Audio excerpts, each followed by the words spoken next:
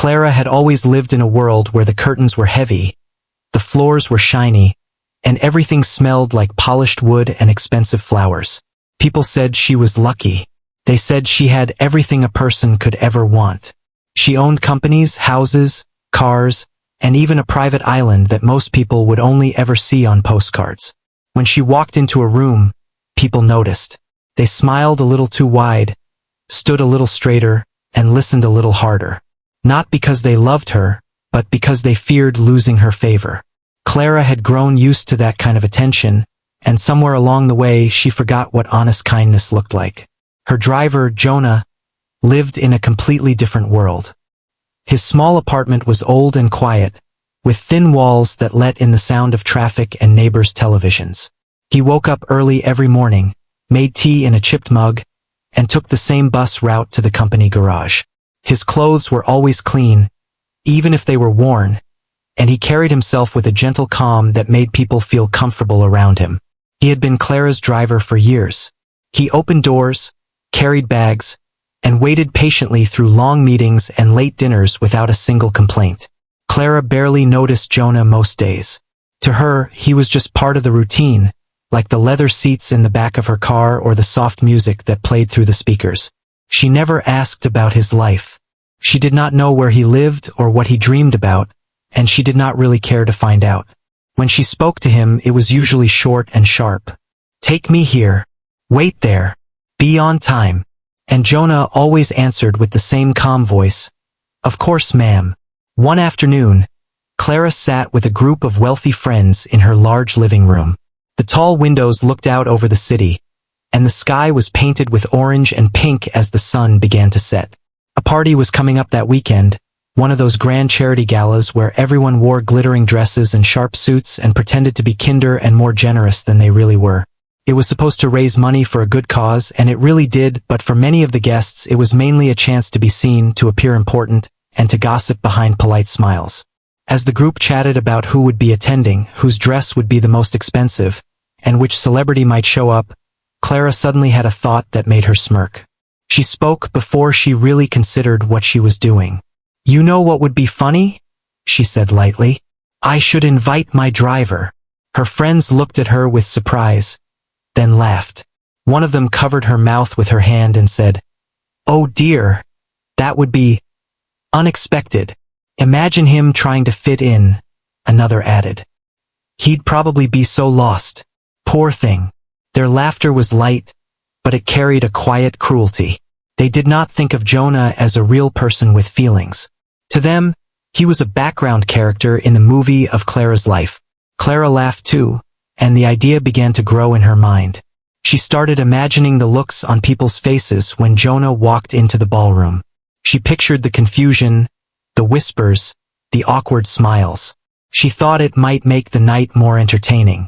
She did not think about how Jonah might feel. She only thought about how others might react.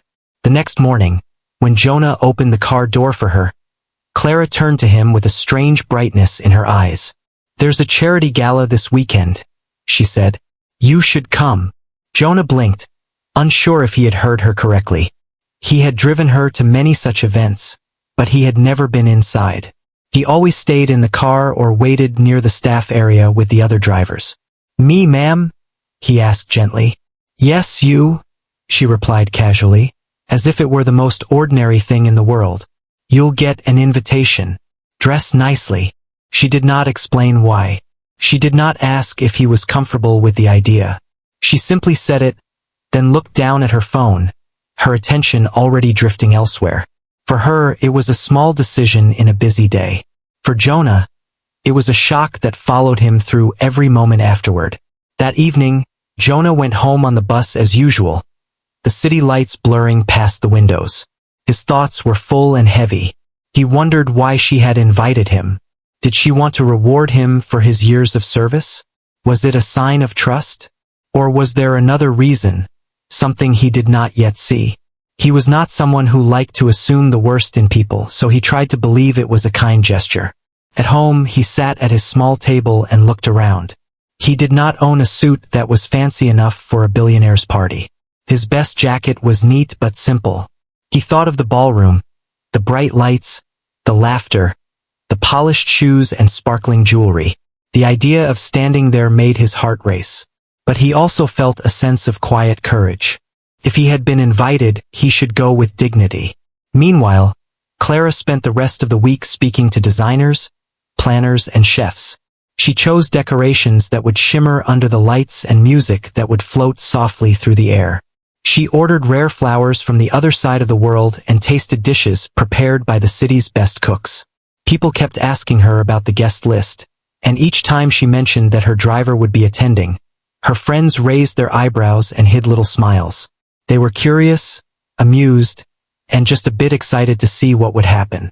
Clara told the story as if it were a joke, a harmless bit of surprise. "I thought it would be interesting," she would say, pretending it was simply an open-hearted invitation, though a part of her still enjoyed the idea of everyone reacting to him.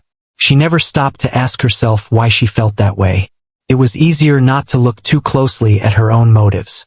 Jonah, on the other hand, approached the invitation with care. On his day off, he went to a small second-hand shop and looked through the racks until he found a suit that, while not new, was clean and well-fitted. The shop owner helped him choose a tie and pressed the jacket for him at no extra cost. She said, "You'll look very smart," and Jonah smiled, grateful for her kindness.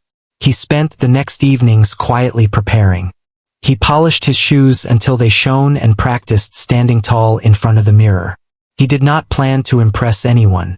He only wanted to show respect for the event and the people there. In his heart, he carried a simple belief. Every place deserves your best self, no matter who you are. Back in her world of shining glass and expensive perfume, Clara never once imagined that her invitation might change more than just the mood of the party. To her, it was still a small experiment, a way to pass the evening with a bit of surprise. She didn't think of Jonah as someone who might leave an impression or teach her anything. She assumed the story would end with polite smiles and private gossip. But the week rolled forward, and the day of the gala slowly approached. The city seemed to hum with quiet energy. Delivery trucks arrived at the hotel where the event would be held. Staff members arranged tables, polished silverware, and folded napkins into neat shapes. Musicians tuned their instruments. Photographers checked their cameras.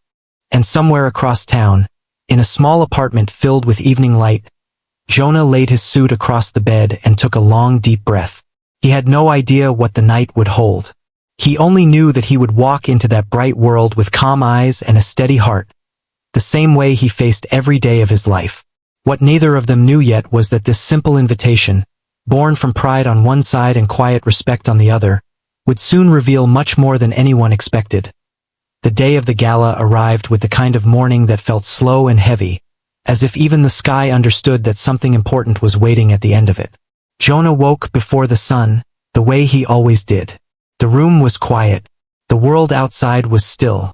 He sat on the edge of his bed for a moment, letting his thoughts settle. This was not a normal day. He could feel it in his chest, a soft flutter of nerves mixed with calm acceptance. His suit hung near the window, catching the pale light. It was simple but cared for. He ran his hand over the fabric, checking for any last wrinkles. Then he polished his shoes one more time, even though they already shone. It was not about trying to impress anyone. It was about respect. If he was going to walk among people who lived in a world far from his own, he wanted to show that he valued the invitation, whatever the reason behind it truly was. He made tea the same way he always did, and stood by the window while he drank it. He watched buses and cars pass below, full of people going to work, carrying their own worries and hopes. He wondered if anyone else that morning felt the same quiet tension that he did. Probably not. To the city, today was just another day. Across town, Clara woke to a different rhythm. Her room was large and bright, full of soft fabrics and carefully chosen colors. A team arrived early to help her prepare. There were stylists, assistants, and planners carrying lists and phones. The day of the gala was always busy. There were last-minute calls, changes to seating charts, and small problems that needed solving. Clara stood in front of a mirror while someone fixed her hair and another person adjusted her dress. Her mind was full of details. Which guests would sit near whom? Which donors needed extra attention? which reporters might arrive. Every now and then, the thought of Jonah attending crossed her mind, and a faint, amused smile would appear on her lips. She wondered how he would look, how he would act, how others would react when they saw him walk into the room. She did not expect much from him. In her mind, he belonged outside that world, not within it. The ballroom where the gala would be held slowly transformed through the day. Staff members moved from table to table, placing centerpieces and checking place cards. Chandeliers hung above like clusters of glowing stars. The room smelled lightly of fresh flowers and polished floors. Music played quietly through speakers while musicians practiced in a side room, soft notes drifting through the air like whispers. By late afternoon, Jonah dressed with careful hands. He buttoned his shirt. He tied his tie slowly, making sure it sat straight. When he looked in the mirror, he barely recognized himself. Not because he looked rich or powerful. He didn't. But because he looked like someone stepping into a new chapter, even if only for one night. He took a slow breath and whispered a small promise to himself. He would walk with calm, speak gently, and treat everyone with the same kindness he always had. When he arrived at the garage, a few of the other drivers noticed his suit. Some smiled warmly. One of them patted his shoulder and said, "You'll do fine." There was no jealousy in their voices, only support. They understood what it meant to step into a place where people looked at you as if you didn't belong. Jonah drove Clara to the hotel as usual. She sat in the back, scrolling through her phone, checking messages and schedules. She glanced up once, noticing his suit in the mirror. "You cleaned up well," she said lightly, almost as an afterthought. "Thank you, ma'am," he replied simply. He did not ask questions. She did not offer answers. The silence between them felt different than usual, but neither of them tried to fill it. When they reached the hotel, the entrance glowed beneath soft golden lights.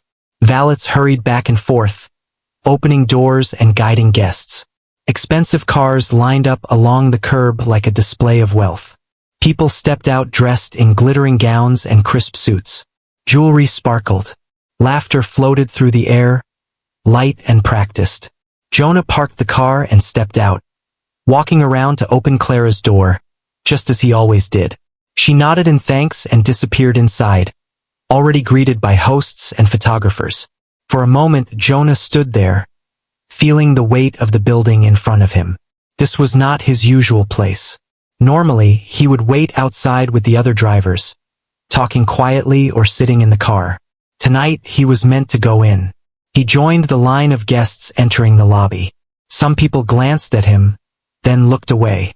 Others gave polite smiles. He kept his posture straight and his step steady. The hotel lobby was like another world, full of soft carpets, shining marble floors, and tall arrangements of flowers that looked almost too perfect to be real.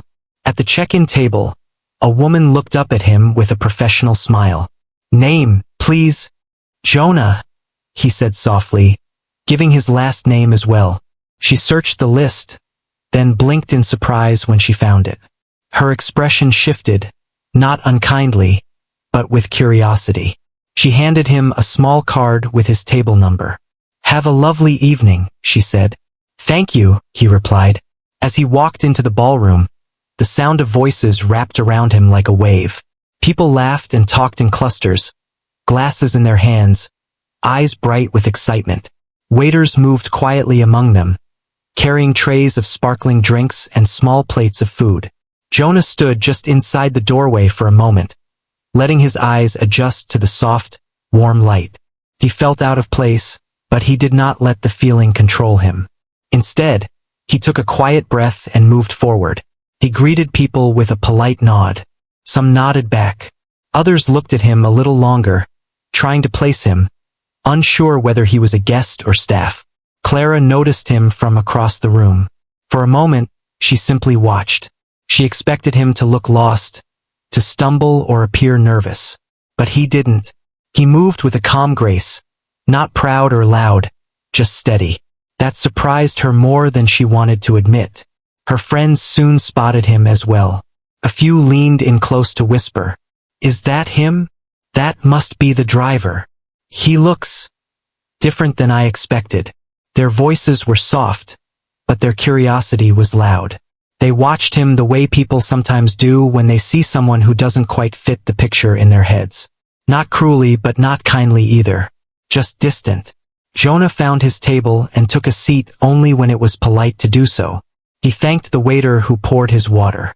He listened to the music. He observed the room quietly, noticing small details others might miss, like how some guests were nervous even though they wore confidence like a costume, and how some staff members moved so smoothly they were almost invisible. A few guests tried to start small talk with him. "First time at one of these?" one man asked. "Yes," Jonah said with a small smile. "It's quite beautiful." "It is," the man replied, still a little unsure how to place him. No one asked him who he was right away, but the question hung in the air around him, like a light breeze. Meanwhile, Clara moved from group to group, greeting donors and shaking hands. She laughed in the right places, thanked people for coming, and spoke about the charity with practiced ease.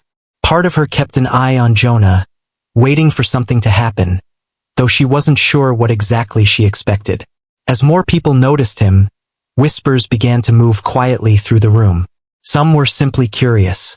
Some were amused. Some were confused. He did not belong to any of the usual wealthy families or business circles. He did not wear a watch that cost more than a car. He did not speak loudly or try to show off. He just sat there, present and calm. And somehow that alone made him stand out. There was no scene, no drama, no loud embarrassment. Just one man sitting among many, carrying himself with quiet dignity. The evening moved forward. Soft music played. People took their seats. The lights dimmed slightly, and the host walked onto the stage to welcome everyone. Jonah listened carefully, his hands resting gently on the table. He thought about how strange life could be. One moment he was waiting in a car. The next, he was surrounded by crystal glasses and shimmering gowns. Across the room, Clara felt something unfamiliar tug at her thoughts. She had expected to feel amused. Instead, she felt a small, uncomfortable awareness, like a mirror had been placed in front of her, showing her more than she had planned to see. And this was only the beginning of the night. The real surprise had not happened yet. The evening moved forward with a smooth rhythm, as if the whole event was a well-rehearsed performance. Plates of beautifully arranged food were brought out. Soft music floated through the air.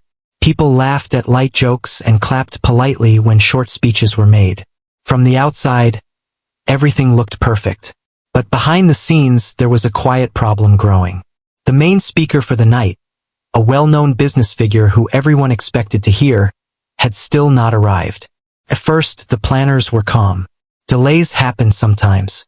They kept checking their phones, watching the entrance, whispering to each other with tight smiles that tried to hide their worry. Minutes passed, then more. Still no sign of the guest speaker. The host went backstage to talk with the organizer. Their voices were soft but tense.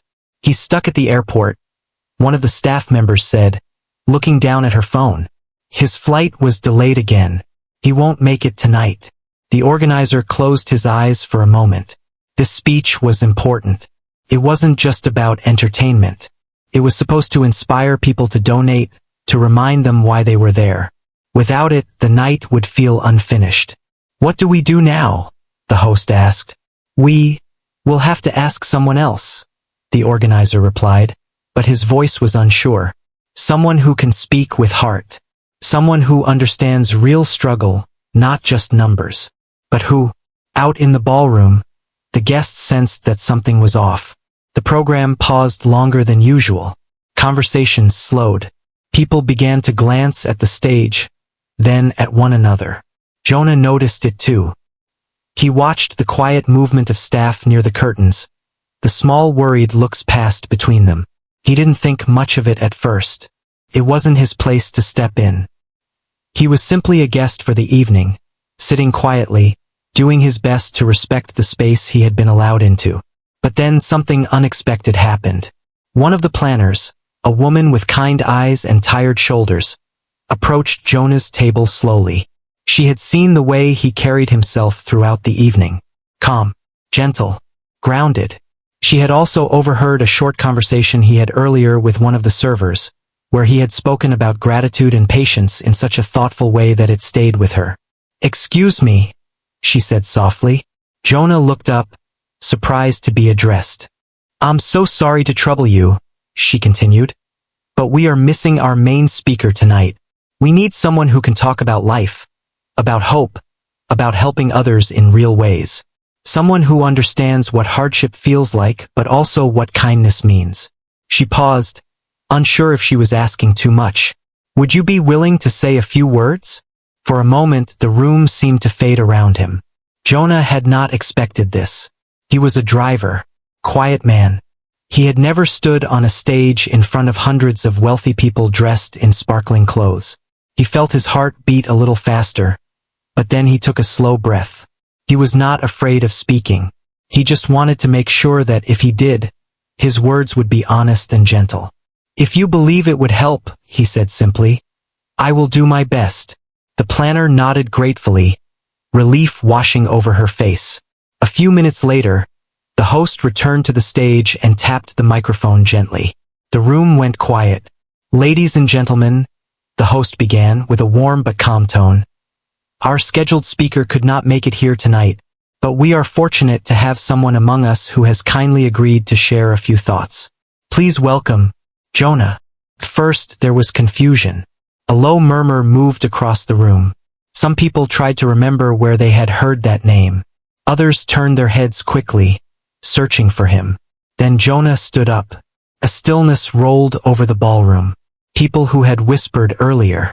People who had wondered who he was. People who had seen him and tried to guess his story.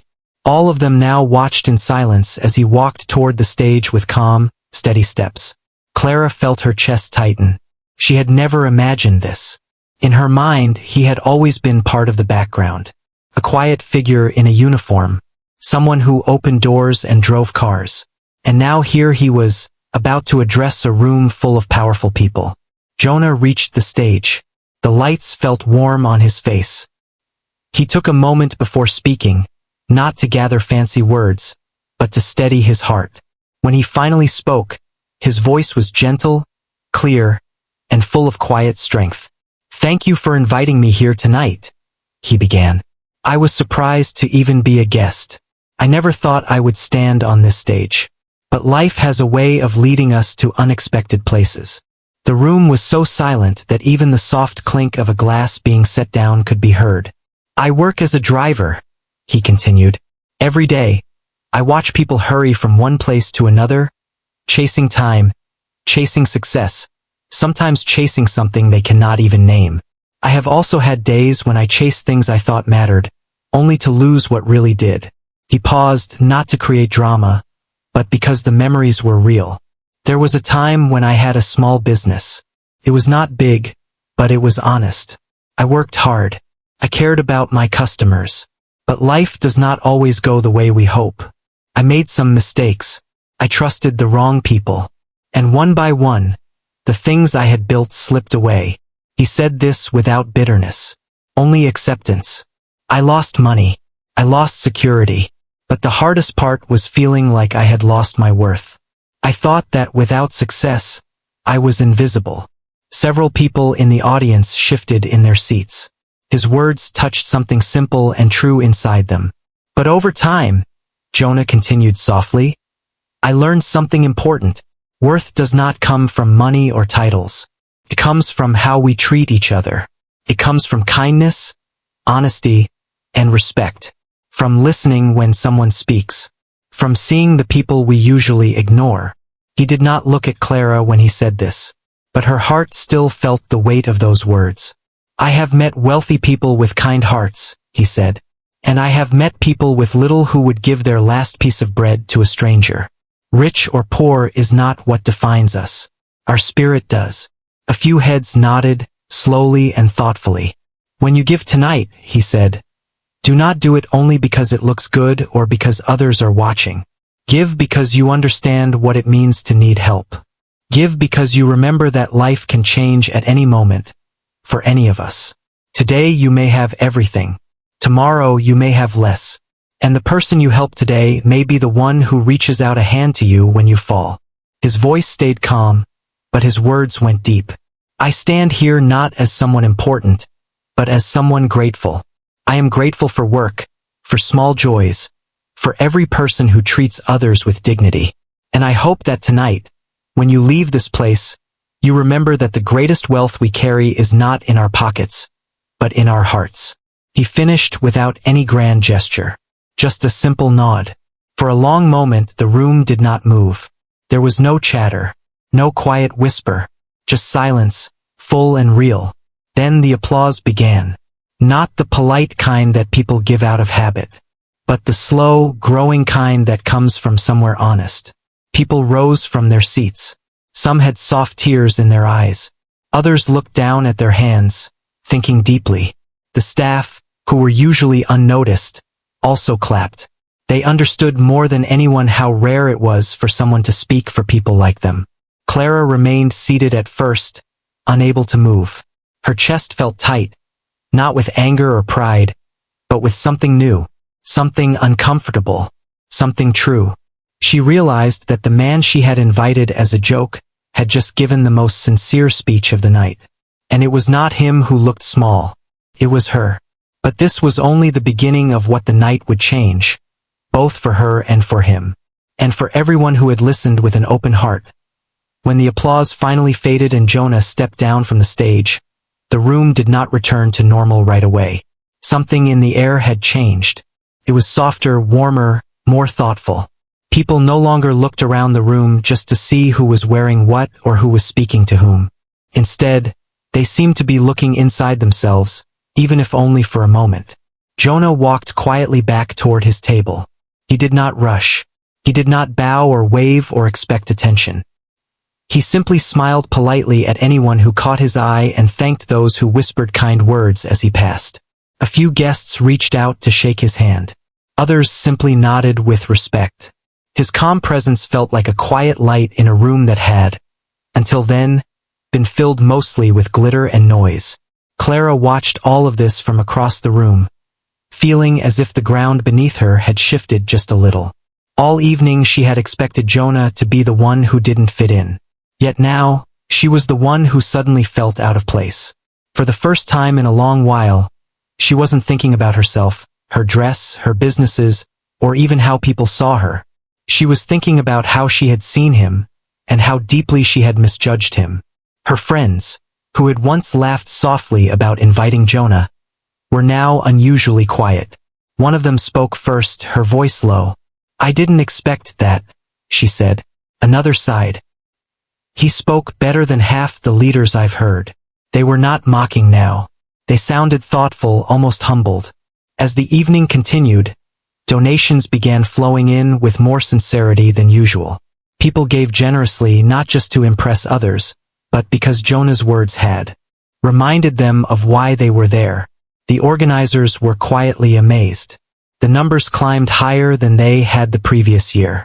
Some guests even offered to sponsor new projects, asking how they could help more often, not just once a year. Jonah stayed seated, speaking softly with those who approached. No one crowded him in a loud way. Instead, people came over one at a time. A woman told him that his story reminded her of her father, who had once lost everything but kept his kindness. A young man admitted that he had been feeling empty despite his success, and hearing Jonah speak gave him a new sense of direction. A server shyly thanked him, saying that it meant a lot to hear someone talk about dignity for people who worked behind the scenes. Every word shared with him that evening was gentle, sincere, and human. Clara knew she had to walk over eventually, but she hesitated. It was not fear of speaking to Jonah that held her back. It was the weight of shame pressing gently against her heart. She now saw clearly what she had done, inviting him not from respect, but from arrogance. And yet, he had stood there without bitterness and spoken about kindness as if the world were still full of it. Finally, she took a slow breath and began walking toward his table. Each step felt heavier than the last. Jonah noticed her approaching and stood out of simple politeness. His expression was calm, not accusing, not proud, just open. Thank you for your speech, Clara said softly. Her voice, usually strong and confident, now carried a fragile honesty. It was important. More than you know. He gave a small nod. I am glad if it helped. There was a pause. Clara searched for the right words but found they did not come easily. I need to say something else, she added. When I invited you tonight, it wasn't for the right reason. I didn't think about how it might feel for you. I treated you like you were part of a joke. Her voice grew even quieter.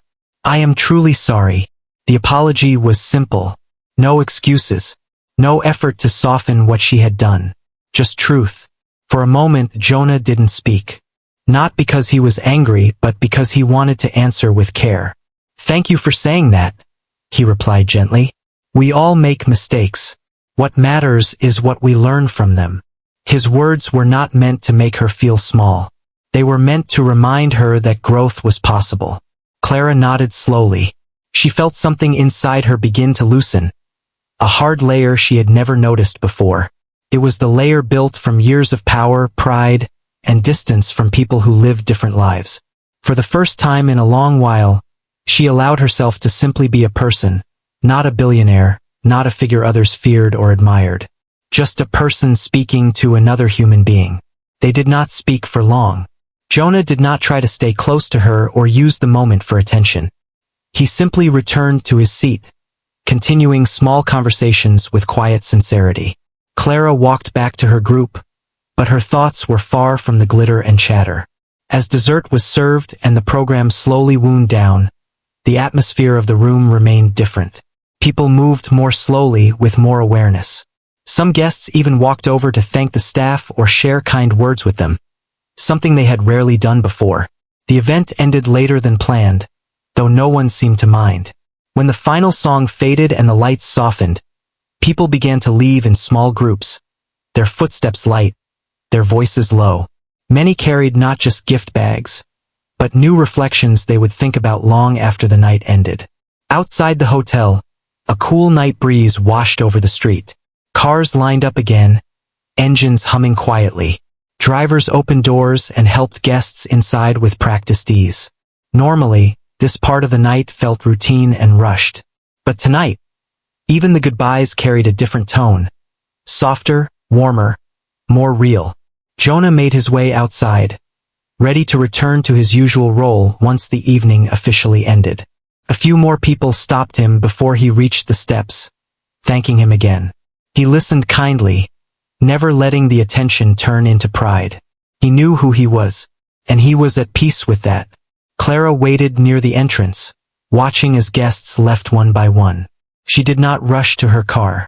She felt as if leaving too quickly would break the fragile moment of honesty she was still holding on to. For a brief second, their eyes met again. This time, there was no barrier of wealth, status, or assumptions between them. Just two people who had shared a night that changed them in different ways. Good night, Clara said softly. Good night, ma'am, Jonah replied. But although the words were simple, the meaning behind them felt deeper than before. When Jonah finally left, he did not feel larger or smaller than he had that morning. He simply felt grateful. He knew that life would return to normal the next day. He would wake early, drink his tea, and go to work. But something inside him and inside others had shifted. And as for Clara, she went home that night to a house that suddenly felt too big, too full of things and not full enough of meaning. She sat alone in her quiet living room long after midnight, replaying his words in her mind. For the first time in a very long while, she did not see herself as untouchable. She saw herself as someone still learning, someone who had a long way to go. And she made a silent promise that the lesson of this night would not fade with the sound of applause. Because even the strongest walls around a heart can begin to soften, if just one honest voice reaches through. And this was only the beginning of the change that would follow.